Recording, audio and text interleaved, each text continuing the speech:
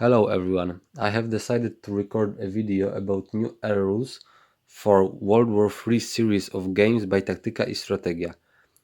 In here particularly for Ardennes 2024, as this is the only game released for this system. There are a few other games planned in the future, Waterloo 2024 to be released very soon. Before we begin, I would like to apologize and ask you to be understandable when it comes to the quality and the view of the image, because I don't possess any overhead camera and I'm recording it with the smartphone. So please bear with me and keep in mind English is not my first and primary native language, so I can make some mistakes. When it comes to the air rules themselves, they were created by Tomasz Engielski, who also created new air counters. I was also involved in the process by creating the flight board model for the game, and also a huge shout out to Lemańczyk, because he make the counters with the better resolution in vector image software, and he also brought together Polish and English rules in one handy sheet of paper. So big applause to both of those guys. Anyways, I decided that I will cut the video in separate sections, so you can click on whatever interests you the more, or you can watch the whole thing, and by the end there will be a playthrough of the one entire round, so you can see generally how it works. All the files, including this sheet of rules, new air counters to be assembled, and flight board. There are two models, one made by me and the other one made by Leon. All those files are put on our World War III Facebook group. In the near future, I hope to get everything together and post it on BGG as well. So, without any further ado, we will see you in the next section.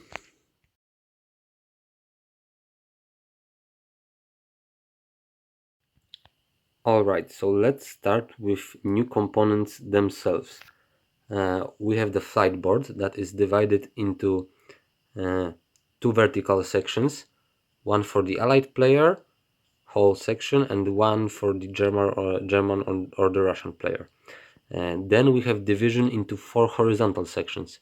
We have air superiority section, ready section, used section, and damaged section. When it comes to the Polish subtitles here, there is also an English version of the flight board, so don't worry. Counters themselves, they have front and back sides. We have air counters for all the different nations. We have French, Belgians, Polish, British, Germans, Americans, and Russians. Generally, when it comes to the air counters themselves, this is how they look. We have, let me point it out, we have the type of the plane, its image, number of the air squadron, and we have the air fighting power and the ground strike power. Generally, there are two types of air counters, normal planes and bombers with the white number, which means bombers cannot perform air fighting missions or interceptions. They can only perform bombing runs and ground strikes. However, I myself would rather say we have four different types of air counters. Here are the bombers, but when it comes to the normal planes, we have planes with the higher air-to-air fighting value. You can see 4, 6, 5, 3, and only 1 or 2 in the ground strikes.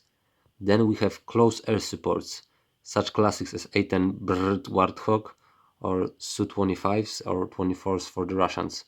They have very weak air-to-air fighting capability, but they have strong ground strike numbers. And there are finally, I would say, multi-role fighters, because they have both pretty good, I mean, not pretty good, not as best, like not as good as CAS or normal fighters, but they have medium power for both air-to-air fight and ground strikes.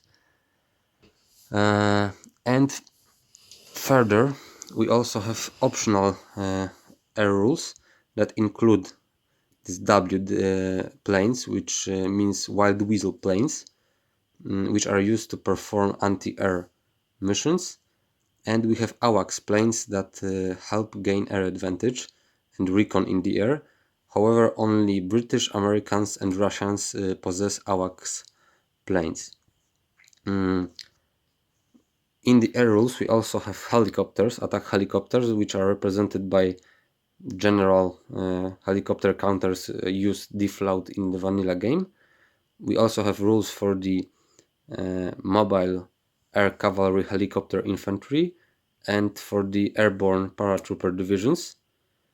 And finally, we have normal plane counters, which theoretically there's no need to use them. I personally use them only to track the number of points on board, and for example when I supply units by air.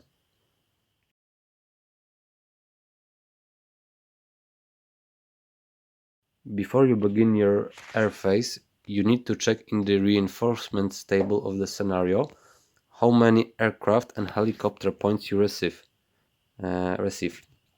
So for the purpose of this video, let's say the Russians receive 4 aircraft points and 4 helicopter points, while the Allies receive 2 helicopter points and let's say 3 aircraft points. Alright? Then, depending on how many aircraft points you choose, you choose your air squadrons. You choose them randomly, so I suggest putting the air counters in the boxes. When you are playing as the allied player, you can use all the air forces from different nations. However, for the purpose of this video, I will use only American and Russian air counters. So let's begin. We drop the Russian aircraft points from 4 to 0, and we now choose 4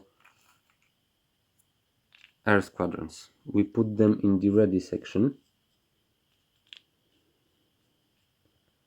and we've got ourselves 2 fighters, MiG-41 and Su-35, and 2 bombers, Tu-95 and Tu-22. Now the Allied turn. I do aircraft phases simultaneously, so we add now the Allied planes. We drop from 3 to 0, and now we choose 3 Allied planes. Something random. Come on, come to Papa. Okay, we've got ourselves quite a different range of units, because we have A-10 CAS plane, F-16 fighter and B-2 bomber. Alright, so once you have transferred your aircraft points into planes, now we do next thing, which is, if you have any units in the used part of the map, let's say Russians would have Su-27 here, or even like Allies as well, let's say they have 2 fighters. If you have any units in the used section, you can move them up to the ready section of your air map. And if you had any planes in the damage section, you need to roll for each unit. You roll a die, 1d6, and each 1 to 3 result means unit is gone from the game completely, and 4 to 6 result means it can be moved to the used section. So let's say the Russians would roll for Su-27, they roll, they roll 6, so it gets moved, and I will just, you can roll separately, but let's say I will roll for F15 and F45 both. Damn it. So it's 4 and 2, so let's say first was F15, by 4 it gets moved to the used, and this one F45 is removed from the game entirely. Once you have done that, okay, let's take off those counters. Once you have done that, now you can begin the fight for air superiority. Bombers cannot fight for the air superiority. They can only perform bombing and ground strike missions, so they cannot be used. So we can only use planes with the black points value. However, looking at the A10 Warthog, I don't want to use it for the air superiority, because once you move the planes to the air superiority area, in this round they can only be used later for escort and interception missions, but they themselves cannot perform anything else. So let's say that I want to save this A10 for bombing run, or the strafing run, sorry. So I will not use it for the air superiority, I will use F16, and Russians use MiG-41 and Su-35. I almost completely forgot to mention this. Give me a second. Alright, sorry. If you use optional AWACS and White Weasel rules, you begin the game if a nation involved, let's say Russia and America are involved in the scenario. If they are involved, you can begin the first day air phase with AWACS counters. So they are they begin in the ready section, and they can be moved to the air superiority section in those boxes, AWACS here, and they grant you +1 to the result of a die roll during the air battle. Alright, so now both players put their aircraft for the air superiority fight. We sum up the air fighting value of both nations. It's 10 here, 4 for the allies. We add +1 from the AWACS, so it's 11 for the Russians and 5 for the allies. Let's say Russians have the initiative, so we roll for them. They had 11 +2, that gives them 14. And for the allies, they rolled 4, so they had 5 +4, it's 9. So it's 14 to 9. It's a difference of 4. If there's a difference of 3, or if there's a difference of 3 or higher, you gain the air superiority. I mark it with the camouflage counters to remember. And with the air superiority for the Russians, they receive +2 modifier to air fights till the end of the day. Now we also need to roll if the AWACS planes survived. For each 1 and 2 roll AWACS dice. If you have an air advantage, you can add +1 to your roll. So let's say we roll for the AWACS for the Russians. They rolled 6, they have air advantage, so +1. It definitely survives. And now let's roll for the allies. It's 5. They don't have air advantage, but it's a 5, so it survives. If it was 2 or 1, then the AWACS would be moved to the damaged section of the flight board.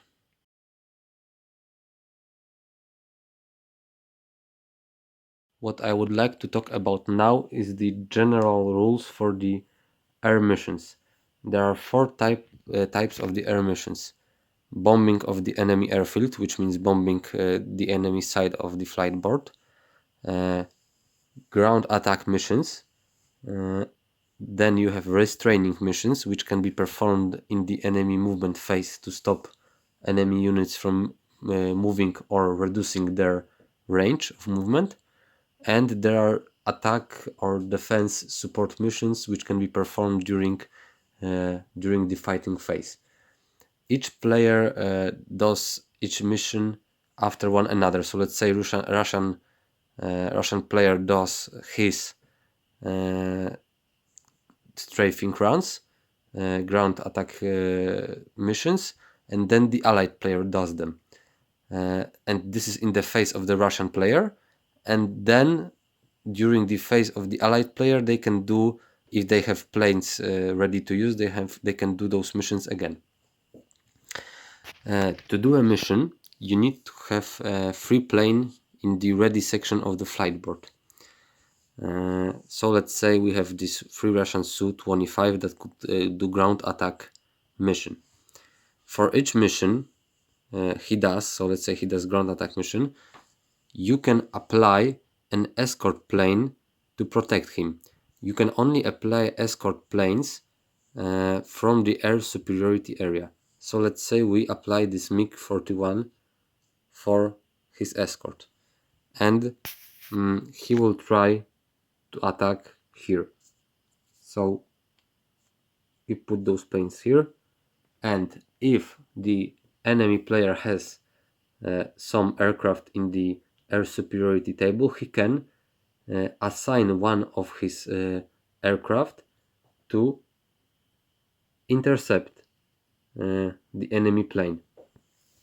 If such situation happens, as long as you have free planes, you can always apply escort and intercepting group. If such situation happens, then you resolve the fight first between the escort and interceptors. You compare their strength points, so 6 to 5, and you add additional modifiers if they are there. So for example, if there are AWACS planes present, you add +1, and if enemy has air advantage, you add +2 for the airfight. So if there was a situation like this, that allies have no AWACS and Russian has AWACS and air advantage, he has 3 additional modifiers, so it would mean 5 + 3, 8, and 6 for the allies, and then they roll dices. If there's a draw, both of escort and interceptors are put in the damage section, and if one of the sides win, let's say the allies win, then the losing side is put in the damaged section of the flight board. If interceptors are defeated, then the planes assigned to a mission can perform mission normally. However, if the escort is defeated, just like here, then the interceptor planes can attack planes on the mission, and planes on the mission protect themselves, of course, with the air fighting value. The same goes for the bombers. So let's say it was the bomber who was on this mission, and interceptors attack this bomber. He defends himself with 1, so it's 6 to 1. He has almost no chances of winning, and if he is damaged, then he goes to the damage section, and this plane goes to the used section.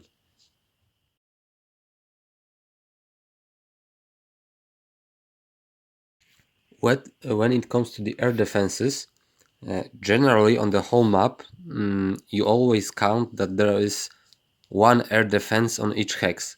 So for example, if my Su-25 is doing any mission on this hex, or if allied, let's say A10, is doing any mission on this hex, there is always 1 air defense here. You also add air defense depending on the how many units and zones of control are on said hex. So in this situation, if the Russian player wanted to attack this Abrams tank with Su-25, air defense would be free, because It's one for the hex alone, basic air defense. Then we have Abrams as a unit on this hex. It's the second air defense, and there's this LAV has zone of control on the Abrams, so it's 3 air defenses. You, before the mission is performed, you always roll for each air defense, and every result of 4 or higher, 4 or higher, means that the ground attack value is dropped by 1. So if I were to roll right now three dices, we have one result of 5, which means this Su-25 will attack only with attack value of 3.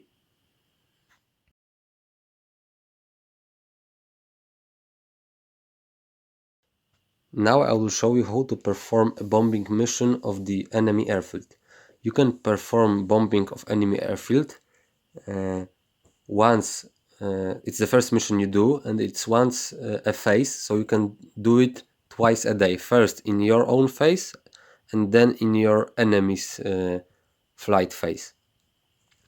To bombing, the target of the bombing mission is enemy part of the flight board, and to be precise, it's ready, used, and damaged sections.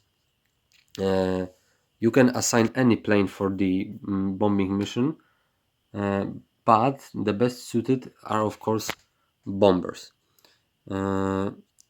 You can assign of course escort and interceptors, but for this show allies have no fighters in the air superiority, so they will not be able to intercept this mission, so there's no need for me to put any escort for it. So let's say this bomber will try to attack allied airfield. We always first roll for the air defense, and basic air defense for enemy airfield is 4. So we gather ourselves 4 dices, and we will roll for hits.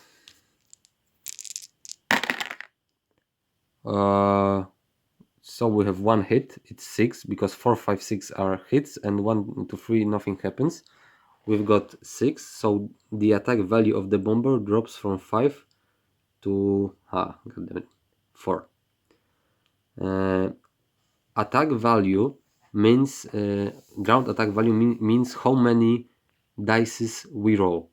So this bomber had attack value of 5, dropped to 4, so we roll 4 dices.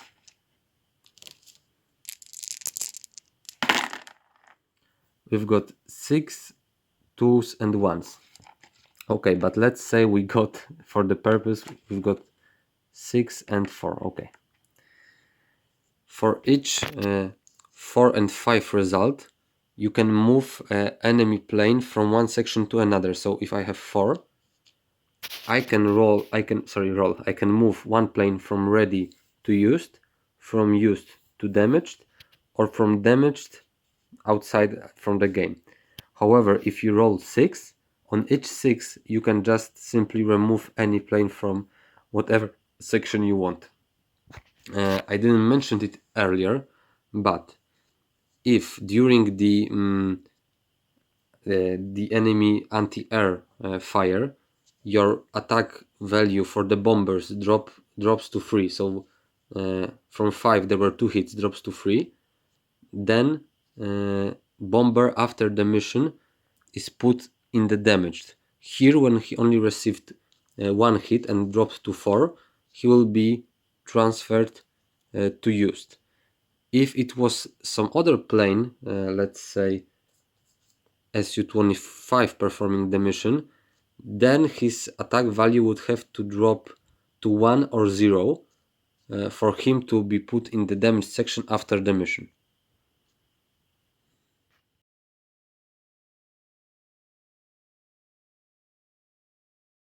Now let's talk about ground attack missions which are performed after attacks on enemy airfield.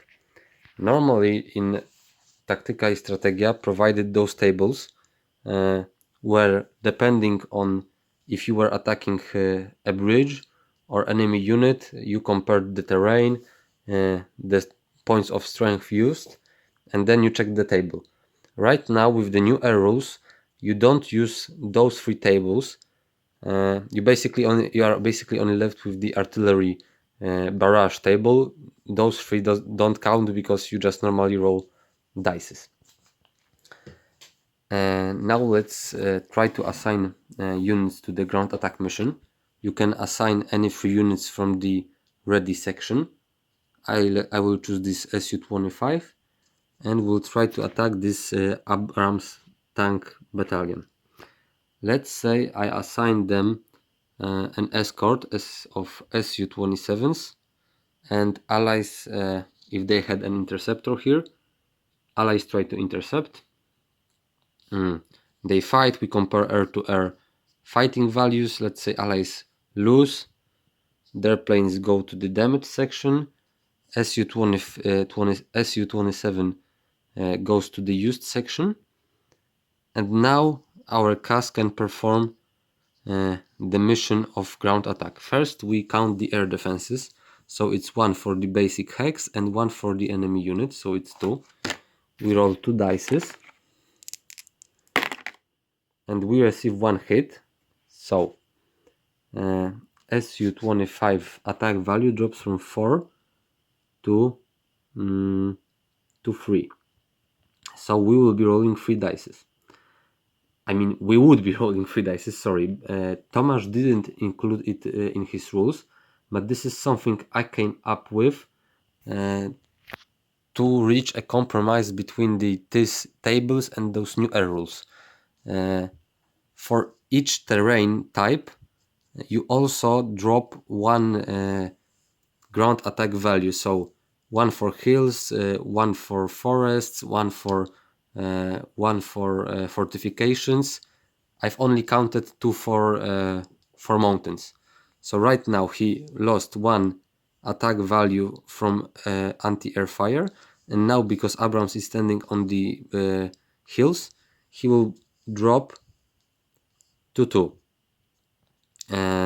So we will be rolling 2 dices for ground attack.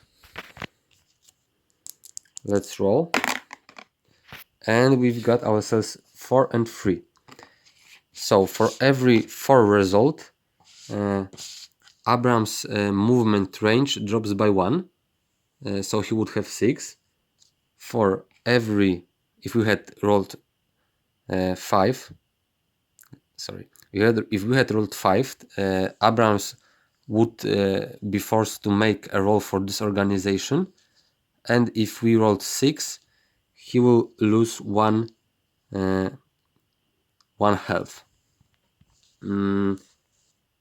So that's basically it, and like I've mentioned earlier in the bombing missions as well, if Su-25 value dropped to 1 or 0, his ground attack value, he would be put in the damage section, but since he only dropped to 2, but from the anti-air fire, I only count anti-air fire, so he dropped to 3 from anti-air fire, so he will be put to used.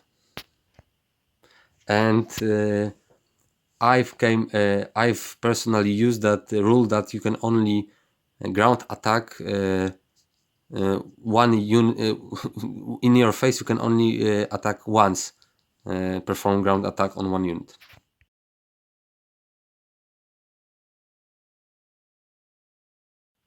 Close air support missions are very similar to the ground attack missions, however they can be used in your fighting phase or in your enemy's fighting phase, either to defense or attack. Once again, you assign a free plane from the ready section. You can assign escort and interceptors. So let's say this A10 will help attack this Abrams on this unit. First you roll for the air defenses, so it would be here would be 2, 1 basic and 1 for the enemy unit. minus later, after checking the losses from air defenses, I count the terrain, so -1 from the hills, and then you would roll your dices. For every 4 and 5 result, you move your fighting table +1, and for the 6 result you add +2. For the sake of balance, I would say you only count 2 +3 modifiers, or +3 or max +4 from one strafing run. So for example, if A10 was attacking, he didn't receive any losses from air defenses, and then -1 for hills, he rolls 3 dices, and he would roll something like this, so +2 and +1, that would mean +4 modifiers, but I only would count +3 from his one run. And there is a difference, since during the close air support in defense, after checking the enemy anti-air hits, you halve the number, you just halve the number. In defense it's always half of the ground strength.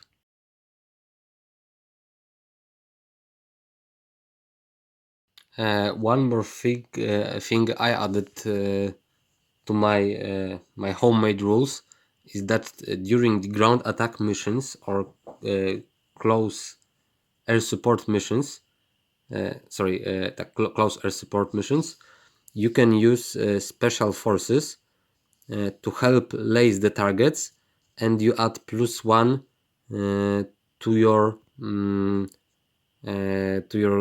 ground attack. It's basically the same when you are ordering an artillery attack, and it adds, using special forces, adds +2 strength points. This was the same, but I decided it adds +1 to the ground attack of the plane. And of course, after lasing the targets, you have to make a roll if the special forces survive this attack.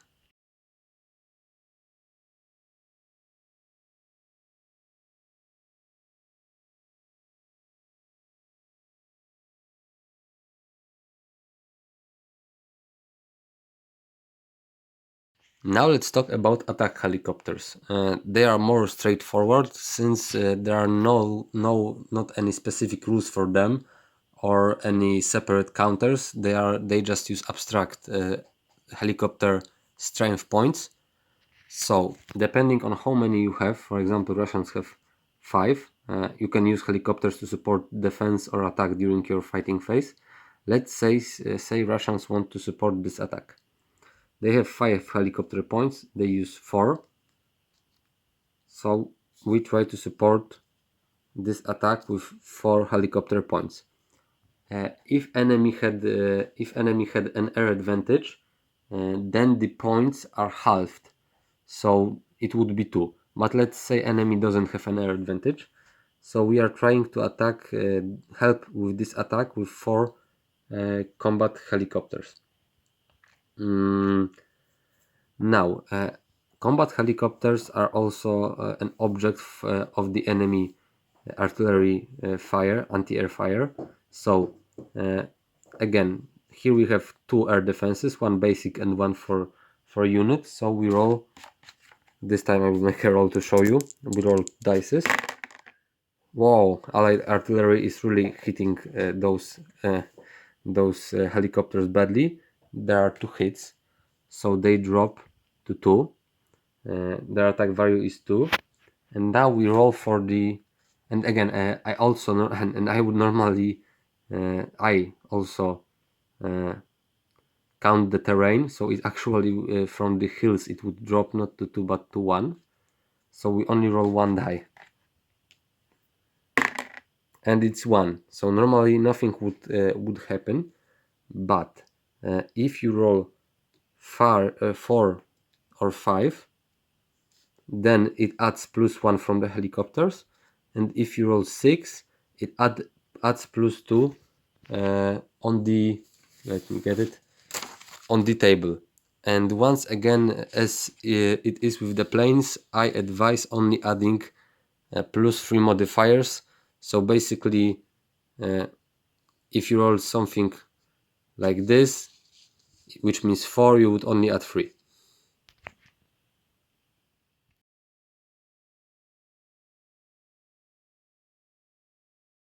Alright, let's talk about the paratroopers and their ability to jump from the planes. For example, like this Russian 1906 paratrooper brigade, you can perform landings before any other movement of your unit. So let's say it's Russian movement phase. If he wants to drop those paratroopers, he needs to do this first. You can't drop your paratroopers on hexes with towns, cities, mountains, and with enemy units. You can drop on top of enemy units. So let's say I want to drop those paratroopers behind this city here. Let me check. All right, yeah. Sorry. You will use 2 dices to check if they drop correctly, and you add 1 or more modifiers to your dice roll result depending on a couple of things. So for if enemy has an air advantage, you'd add +3 to your rolls. If your unit would be dropping in the enemy zone of control, you add also +3. If they are dropping on the let me grab another unit. If they are dropping on the hex with forests, you add +2. With river or hills +1. Yeah, right. And that's all, I think. You can assign to them escort mission, which will drop the plus modifiers to -2, and you also have to roll for enemy anti-air fire. Maybe that's a lot, so to sum this up, let's say they will drop here. They want to drop here. We are landing on the hex with river and hills, so we will add +2. Let's say I don't get any escort and any enemy doesn't have an air advantage, so they will be dropping here. Hills and rivers is already +2. Now we roll for the enemy anti-air fire. There is only one hex here, nothing else, so it's only 1. We roll for the enemy anti-air fire, and no, it's not a hit, so they are good. Alright, so now we'll roll for the landing. We roll 2 d6 dices. It's 7 +2 from hills and river, so it's actually 9. And when you look in the instruction, 2 to 8 landing is successful. 9, 11 unit loses 1 health, and 12 or more, sorry, it's English here, it's eliminated. So we had 7 +2 from hills and river, it means 9, so they are flipped, they lose 1 health. Another thing to mention, paratroopers after landing, they can move 1 hex unless they land in the enemy zone of control. Then it means they cannot move anymore. And during the supply phase, the first day after landing, they have their supplies even if they are cut off.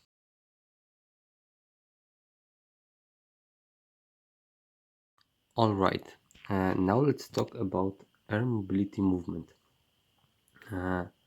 Only units with helicopter silhouette in the background can perform it.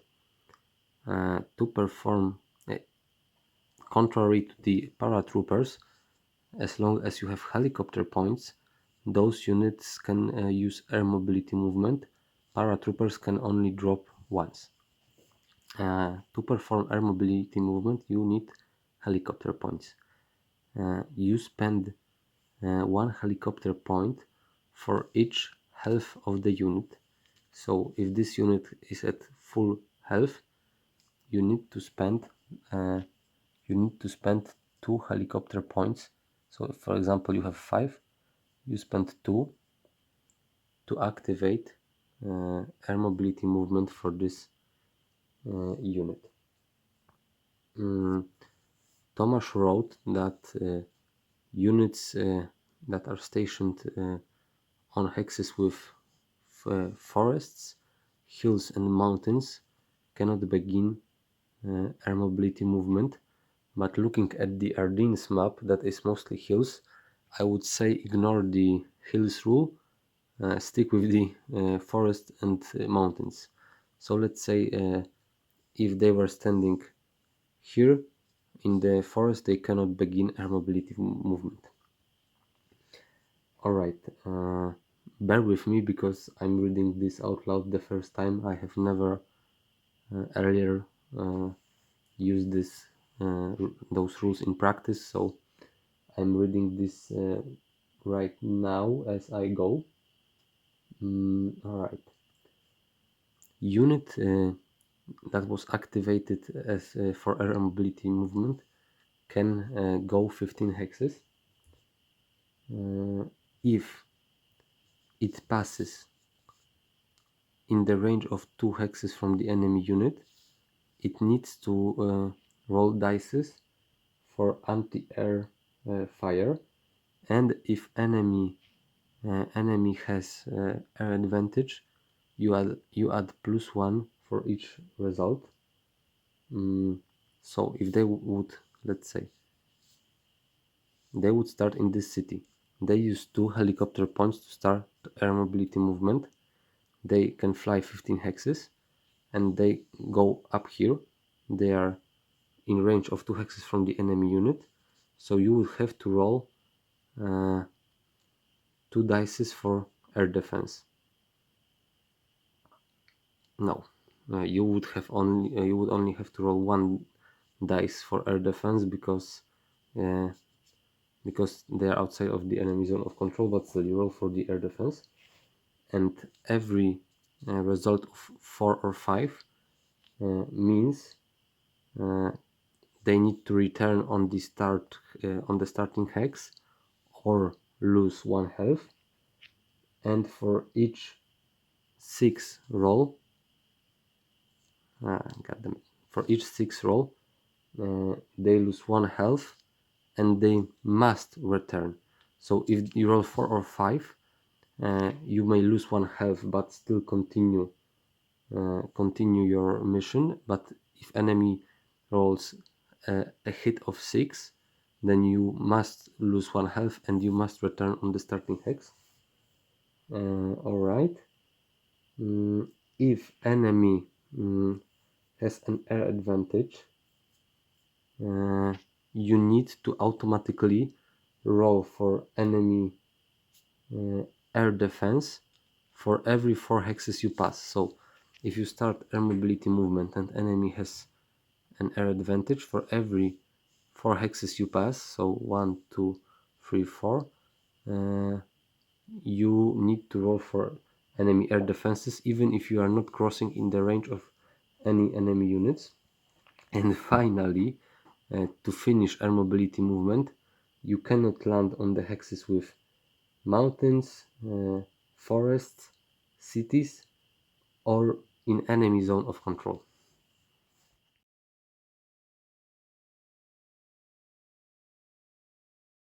And the last thing I wanted to cover are the optional Weasel planes. Normally, when I mentioned it in basics, you can only use one air squadron for mission and one air squadron for escort. However, Wild Weasel planes are special. So for example, let's say B-2 bombers are being used to, let's say, attack those paratroopers. We assign them an escort of F-22s, and we also assign them Wild Weasel planes. This is an only exception when Wild Weasel planes, when you can actually use 3 squadrons with Wild Weasel planes. They generally are counted as planes that help with the mission. So if the Russians were to try to intercept, they first fight with the escort, and after dealing with the escort, then they fight with both Wild Weasel and B2s. Presence of Wild Weasel plane means that the enemy anti-air fire is halved. So, for example, if they were helping with this bombing run, that normally it would mean 2 air defenses for enemy, for Russians, because it's basic 1+1 from unit. But because there are Wild Weasel planes present, that means Russians roll only 1 die for air defenses.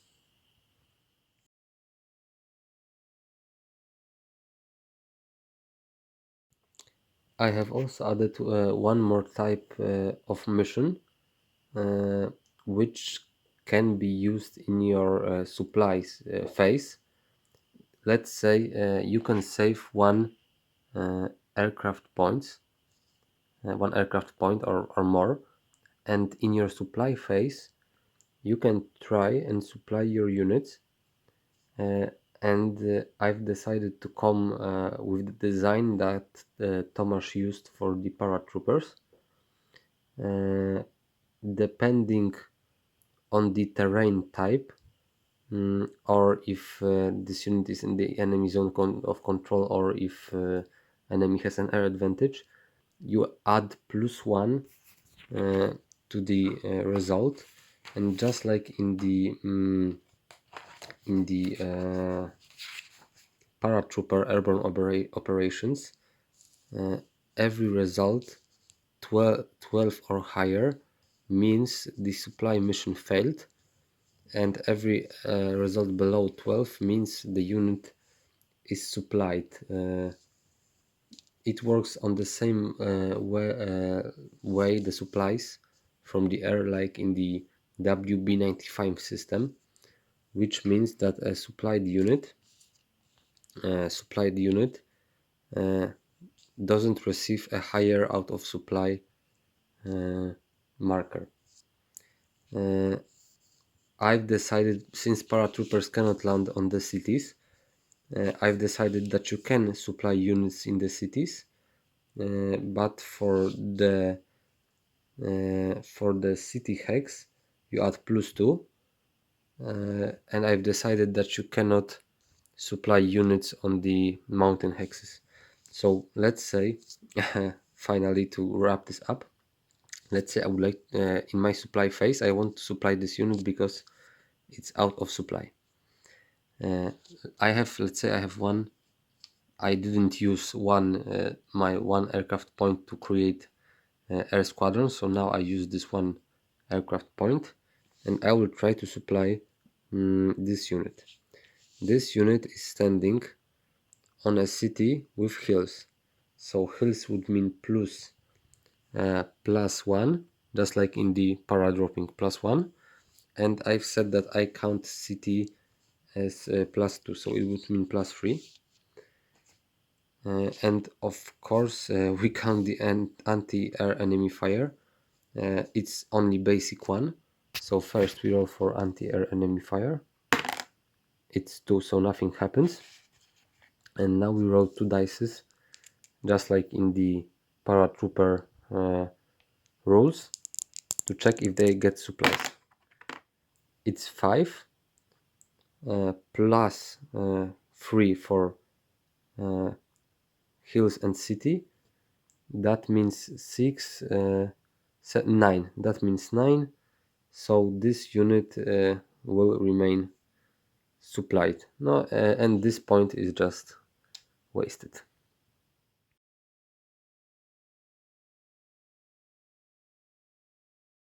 So last thing I would like to record is a demonstrative playthrough where I implement all the elements of the new air rules that I previously showed you. So I will just only focus mainly on the air rules and just quickly go over the other phases. So let's say we first of all we switch to the new day from 2nd to the 3rd January. Russians have the initiative. They receive 2 helicopter points, let's say it says in the scenario, and that they receive 3 aircraft points. Meanwhile, allies on the 3rd of January receive 1 helicopter point and 2 aircraft points. So allies will spend the entire 2 aircraft points to choose new air squadrons, and Russians will spend only 2 aircraft points. So we pick 2 random allied planes and 2 random Russian planes. Let's see what we've got. We've got allied AWACS, F-16, Russian AWACS, and MiG-41. So we put both in the ready section because there are new planes. And now looking at the flight board, at the situation at the flight board. First, we move all the planes from the used section to the ready section. First Russians. And then Russians need to roll for the damaged planes here. So first we'll roll for the Su-34. It's 6, so it passes, it goes to the used. Then we roll for the MiG-29. It's 5, it also passes. Now the another MiG-29. It's 5, so all they pass. And now we look at the allies. All those planes get moved to the ready section. And now we roll for F-16 and F-45. F-16, 6, it passes, it gets moved to used section. And now F-35, also 6, very good rolls. So it also gets moves to the used section. Now we can apply planes to the air superiority area. First of all, I will put AWACS for the Russians and for the allies. Allies have 2 AWACSes, but they don't multiply, so we only put 1. Let's say I will put this one here. Then I will move all the fighters for Russians to the air superiority and only leave close air support for the missions. And I will do the same for the allies. Fighters will get moved to fight for the air superiority, and bombers and White Weasel will be left. So we count the air power. For allies it's 5 plus 8, so it's 13, plus 1 from AWACS, so it's 14. 14, and for the Russians it's let's see, 10, 4 plus 4 it's 18, plus 3 21, 22, 22 to 14. First roll the Russians, 22 plus 3 25, and now the allies 5, so 14, so it's 20, 25 to 19. So Russians gain the air advantage. Now we roll for the AWACS if they survive. First the Russians. They rolled 5 plus 1, so because they have air advantage, so AWACS survives. And now for the allied AWACS, they roll 4, it also survives. So they both give plus 1 modifier AWACSes, so they will just like cancel each other. And Russians have plus 2 modifier till the end of the day because of the air advantage they gained. All right, now we go on to missions. First is the bombing of the enemy airfield. Russians could do that, but I will leave those close air support for their missions. Allies decide also not to bomb for now any enemy airfield, and now it's the next missions. So it's not close air support, but ground strike missions that you can perform separately. And let's say the Russians will try to attack with this Su-25, this Bradley battalion, and this is demonstrative playthrough, but I don't know how the rolls will go, so everything will be random. So I will attack with this Su-25. Let's say I can apply one plane for the escort. So let's say I choose this MiG. I'll apply it for the escort, and the allies can try to intercept if they have fighters in the air superiority. They have. So F-16 goes and tries to intercept. First is the battle between F-16 and MiG-31. MiG has 5, plus 2 from the air superiority, plus 1 from AWACS, so it's 8. And F-16 is 4 plus 1 from AWACS, so it's 8 to 5. And first we roll for the Russians. It's 2, so it's 10. And now for the allies, it's 1, so it's 10 to 6. F-16 loses, it goes to the damaged section. Escort of the mission returns to the used section of the flight board. And now we roll for the Su-25. First we count the air defenses, so it's basic 1 plus 1 from the unit, so it's 2. We roll 2 dices. And those are 2 hits. So Su-22 power is only 2. Minus 1, we now count minus 1 from the hills. But let's say I should say it earlier that I apply, that I apply the special forces. But to do to give Su-25 more chances, we'll try to help and lace targets with the special operations. So it was minus 2 from the air defenses. It's minus 1 from hills, but I will add plus 1 from the special ops. So the final rolls, Su-25 has 2 ground attacks, so it will roll on 2s.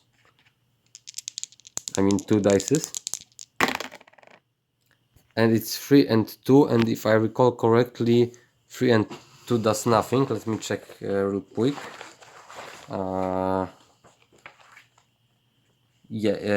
From 4 on 4 he loses 1 movement point. 5 is disorganization roll, and on 6 it loses 1 health, so nothing happens. And Su-25 value of ground attack turned from 4 to 5 during the anti-air fire, so it goes to used. If due to the anti-air fire it dropped to 1 or 0, he would be damaged after the mission. And now, since special ops tries to lace the targets, we now need to roll if they survive or not. So let's roll, and it's a 4, so they go to the after action poll. All right, so now allies could do their ground attacks, but let's say they don't. They could, but they don't. Now we go to the movement phase, and during movement phase we can do restraining missions, and we also can deploy the paratroopers. So let's say Russians will try to deploy those 2 paratroopers battalions. One will try to land here, and the other one will try to land here, sorry, not this but here. They will try to land behind the Bradley. So let's first count the landing for those paratroopers. Let me check real quick how we count this. Alright, so it's the hex with river and with the hills, so we are what +2 together for hills and river. We have air advantage, so there's nothing from it. And let's say so the paratroopers have more chances. I will apply an escort for them. Let's say those MiGs. So with the escort they got -2, so +2 from hills and river, but -2 from MiG, so they are on 0. So we just roll normally, 2 dices.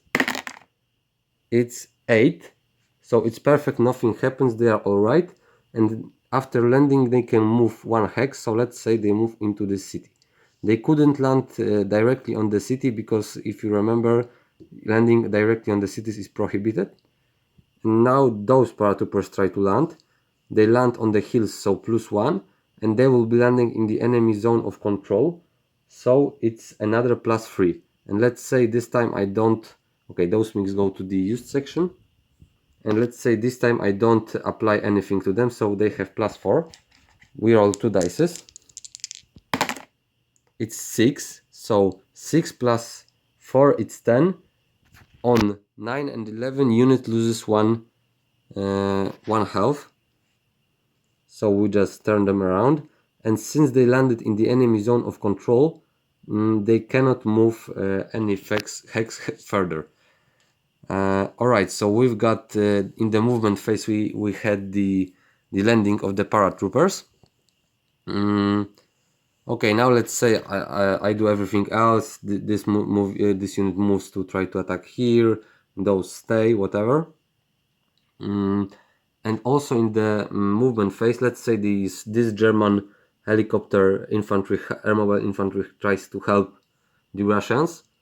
So to initiate the Airmobile movement, we need to spend 2 helicopter points since they have the full health. So, and we spend 1 helicopter point for each half of the unit. And now they can begin their helicopter movement. We have the air advantage, so there's no need to roll in the beginning. Let's say they start moving. They can move 15 hexes, so 1, 2, 3, and let's say they move here 4. So they are in 2 hexes of range of this unit, so they need to roll for air defense. But they only roll we only roll 1 die because it's only 1 for the basic hex. They are not in the zone of control of this enemy unit. So we roll 1 die for air defenses, and it's 3. And if I remember correctly, on 3 there was nothing happening. No, they are fine. So alright, so we went 1, 2, 3, 4.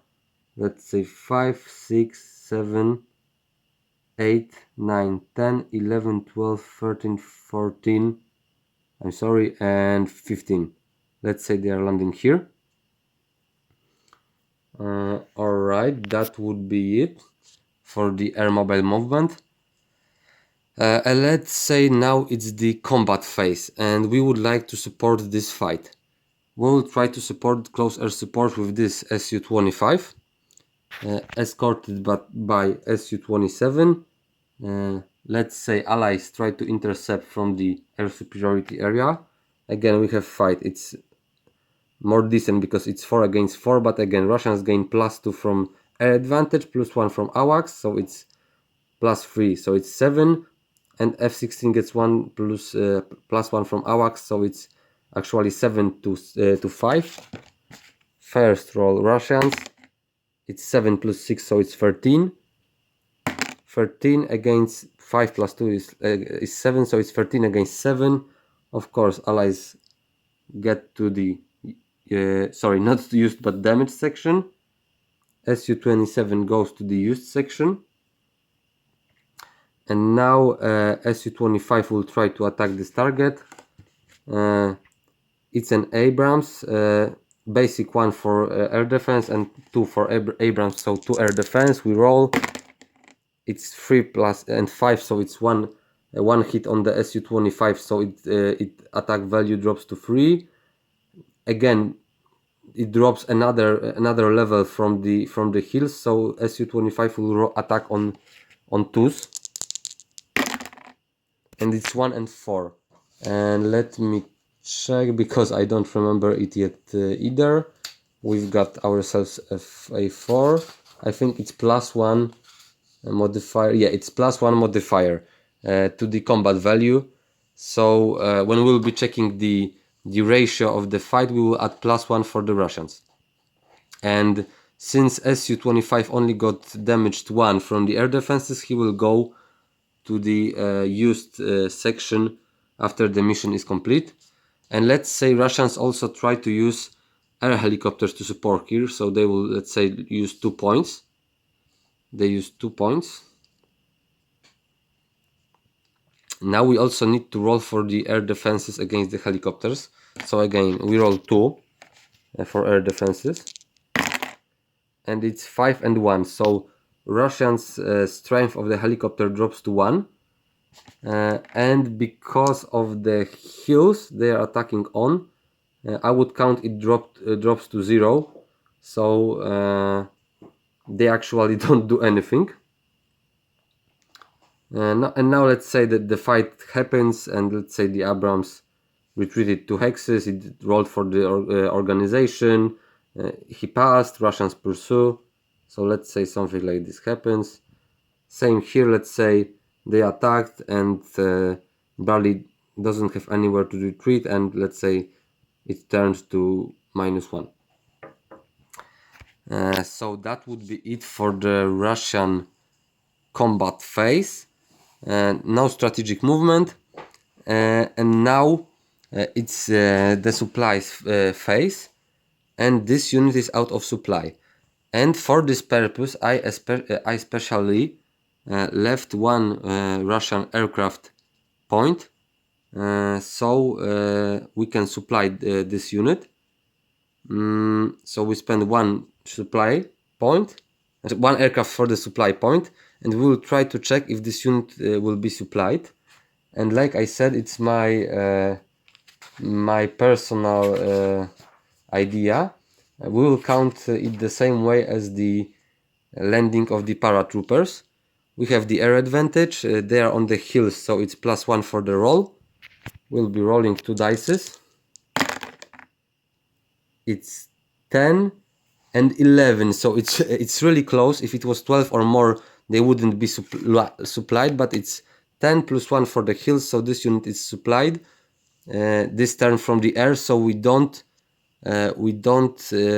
just like in the WB95 system, we don't take the out of supply counter from it, but we also don't raise it on the higher level, and this point would be wasted. I wanted to show the Allied air phase as well, but since I see it's already almost 20 minutes, I will only do the Allied bombing run. Let's say Allies try to bomb the enemy airfield. They try to bomb with, let's say, B-52 bomber. They also applied Wild Weasel to help, and as an escort F-15. And let's say Russians try to intercept with this MiG-29. So it's MiG-29 plus 2 from the air superiority, so it's 5, plus 1 from AWACS, so it's 6. Allies have 1 from AWACS, so it's 6 to 6 points. First the Russians, it's only 2, so it's 8. And now for the Allies, it's also 2.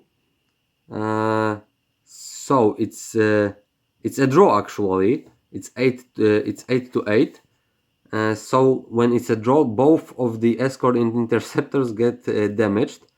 So we move them to damaged section.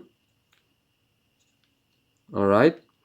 And since both escort and interceptors got damaged, those two units can do mission unopposed. Wild Weasel gets to reduce the enemy air defenses. So usually air defenses for airfield is 4, but with Wild Weasel it's 2. And we now roll 2 dices. Actually, because I rolled both 4s. Sorry, god damn it, I moved the board. So beat 52 value drops, his ground attack drops to 4. So we roll 4 dices for the airfield attack. Wow, and it's nice 3 hits and 2 6s. So we can move from 5. We can move 1 plane down. I'm sorry, I accidentally stopped recording. So we've got 1 5. So we can move 1 plane from ready to use. We don't have any in ready, so we move 1 Russian plane, let's say this Su-25 to used. And we've got 2 6s, so we can remove entirely two Russian planes from the game. So let's say I remove 2 MiGs. Now Wild Weasel returns to the used section, and bomber value dropped from 6 to 4. If it was 3 or below, he would be damaged, but it remained on 4, so it also goes to the used section. And then we do all the things for the allies, of course, again, all the phases. And the Russians, if they have any planes left, they can also do some attacks again. And we end the phase by moving the left planes from the air superiority area to the used section, and then the air advantage goes away, and we move to there it is, and we move to another day and repeat the entire process. Sorry that this video turned out to be so long. Hopefully it demonstrated you how the air system works. Personally, I believe it's a great addition to the basic rules of the game. It gives World War III system more in depth, considering the importance of the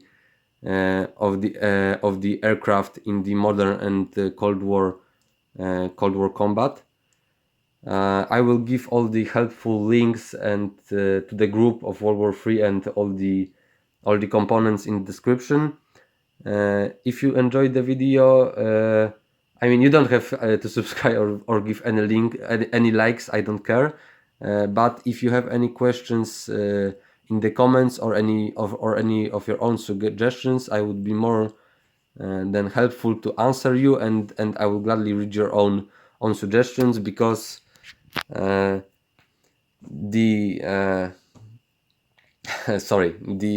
amazing thing about the board games is that you can always come up with your own rules and your own little tweaks.